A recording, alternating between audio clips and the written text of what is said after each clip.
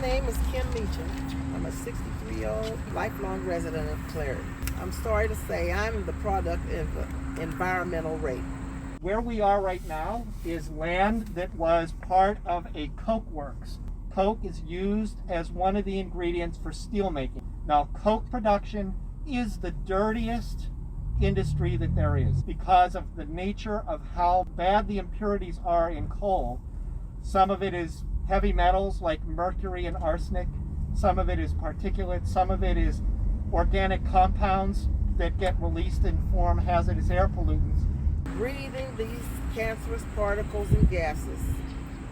As the years have gone by, I've lost countless family members to cancer. Mom, dad, grandmother, grandfather, aunts, uncles, and friends. My mom died from breast cancer. They're not sure if it came from Claritin or they said it was some kind of chemical, but you can't prove anything. My father passed from multiple myeloma, which the doctor said came from some kind of chemical. My mother was raised there by her mother. Her father had passed away by 45, and more than likely it was due to working in the mills. I worked in that battery in 1983. I was the jam cutter for my father, and he died from leukemia. Like when I was 12, my mom got cancer, my brother died of lung cancer, my cousin Lucy died of lung cancer, and neither of them smoked. So what are we supposed to do? People make suggestions about us moving. Well, I got to answer for them. I'm gladly taking donations for a move. It's costly. There's an air monitor in Braddock.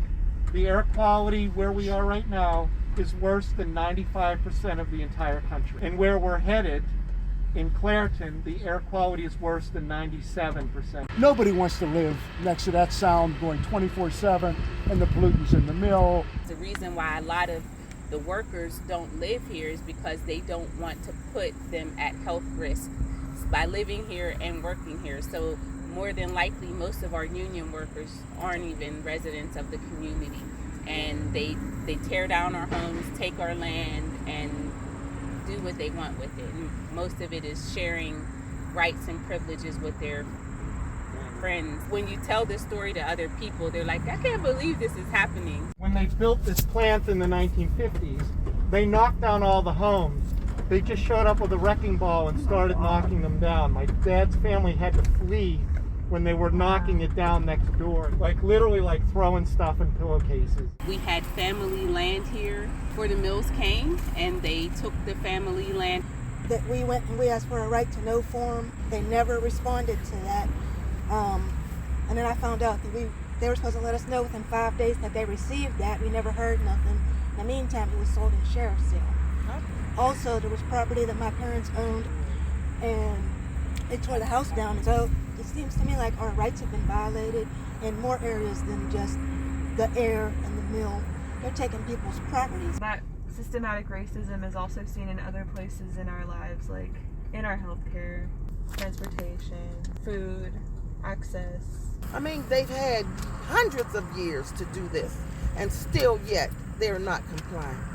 So what are we supposed to do? I'm devoutly fighting for right to know and FOIA because those people who are already in a low income situation have a difficult time trying to make their way out of here, but they also have a difficult time living here. And one of the top, and I think it's the #1 health disparity on the EJ website is low life expectancy. And so for people to think that they shouldn't live a long, vibrant life is really detrimental to the future, because if they don't live, they don't get to pass what they know on to the generations behind them.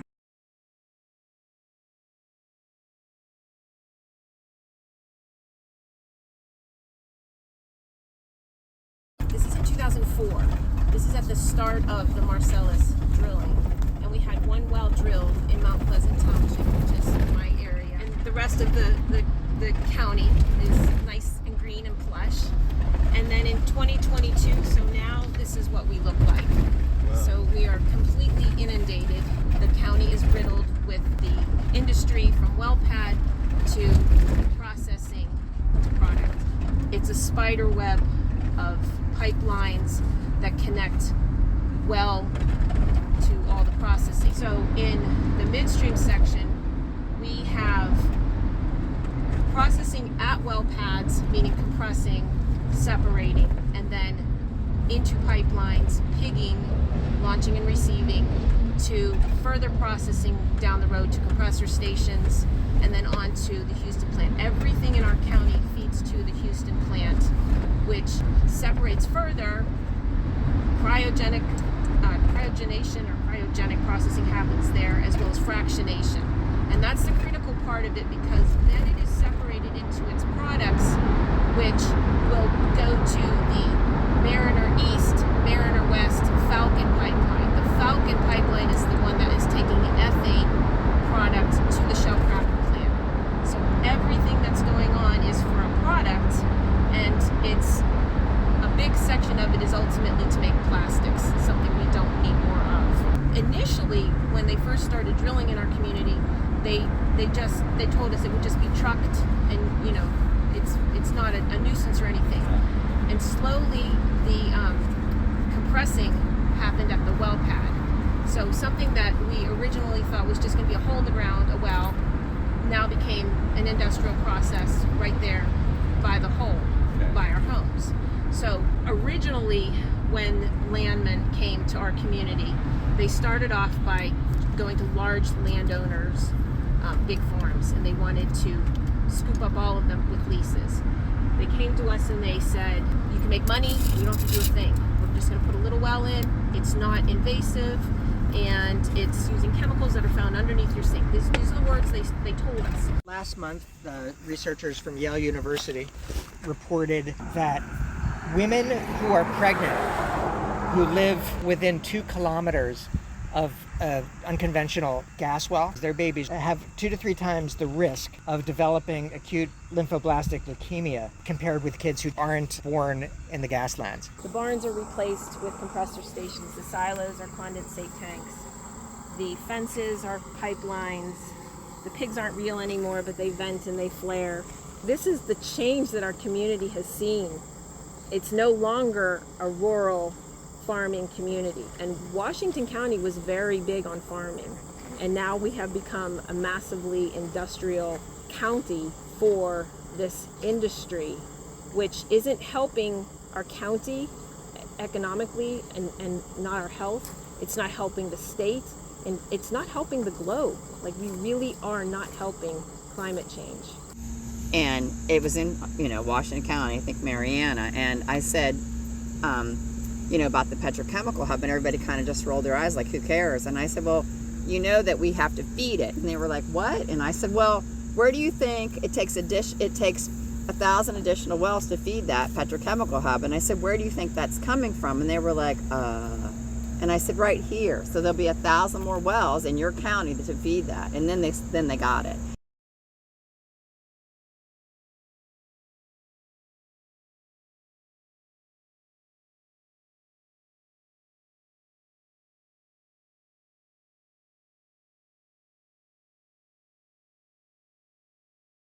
We're here because Hilco is the new owner of the PES refinery site, which has been polluting this community for over 150 years.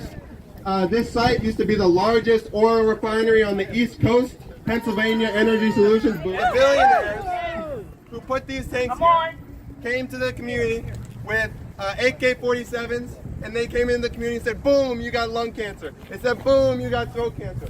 Said, boom, you got blood cancer. And for decades and decades, the community was rising up and saying, hey, this is a ticking time bomb in our community. They said this was a ticking time bomb all along. And then what happened in 2019? Boom, boom. It exploded because of negligence. Because one pipe with hydrofluoric acid withered down to less than the thickness of a penny. And the entire thing exploded. But that's not the end of the story. If that was the end of the story, we'd all be chilling at home. Hilco got the land, and they said, oh great, we want to be sustainable redevelopers. And we came to the table, and we said, great, let's have a conversation about what's going to happen here. And he said, oh no, I'm sorry, we can't talk to you. We don't want a biased opinion of the community. No, you're just a couple activists. Yeah, we can't go. And they said, oh yeah, we wanted to be sustainable, but those oil tanks, you know, we want to keep our options open and store petroleum products in it. So we're gonna extend the lease on those. Just last week, City Council approved those permits. So now, as it stands, these oil tanks that you can see all around are gonna house oil. How many people here testified against those permits? I know a bunch of y'all did. We had 20 people, 20 residents at Air Management Services. We said no to those permits, and they passed them anyway. And they passed them anyway. They passed them anyway.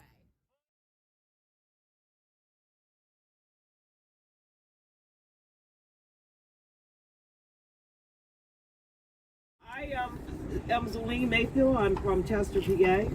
Woo! And Chester has been called the site of the worst case of environmental racism that they've seen in this country. And we are fighting basically to save generations of people.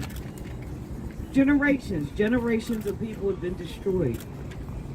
Families have been wrecked with diseases and cancers and respiratory illnesses and bronchitis and you name it. Our communities have suffered this, and we've suffered it for the benefit of every frickin' body else's life. We're not compensated, there ain't no reparations. We're supposed to accept the conditions of our life, even though we didn't cause it. And it was done all in the name of profits, all in the name of $1. They know what the health statistics are. They are fully aware what they've done to our communities and the genocide that they've caused in our communities. And we are demanding that the same people that offer protections in other more affluent communities like Lower Marion, up in Chestnut Hill, but you don't see this crap. Our communities are burdened with these type of things. It should not be. How dare they? How dare they? I'm here to tell Penn America, you ain't bringing no freaking LNG to Chester. Let's push them one why Philadelphia sends damn near all their trash to Chester to be burned and stop the environmental genocide that occurs in our communities all the time.